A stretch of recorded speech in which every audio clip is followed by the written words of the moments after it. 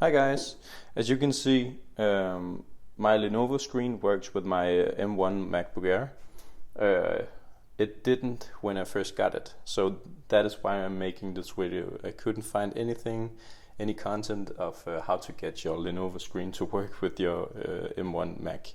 And I was kind of frustrated when I got it because I was so excited and I just wanted to get this monitor working. So I jumped to Lenovo's driver page on the internet, and there wasn't any drivers for Mac, so it was only for Windows, and I couldn't find it anywhere, and it wouldn't start working when I plugged it in. So I'm just gonna show you what was missing.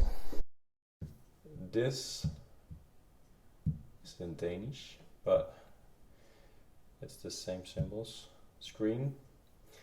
Originally it came with this at 75 Hertz, and as far as I've read about it, the problem is that the M1 Mac can't put out more than 60 Hertz, so that's just a problem.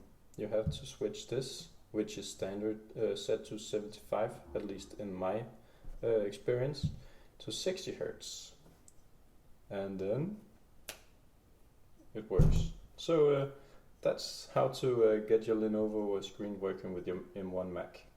Yeah, have a great day.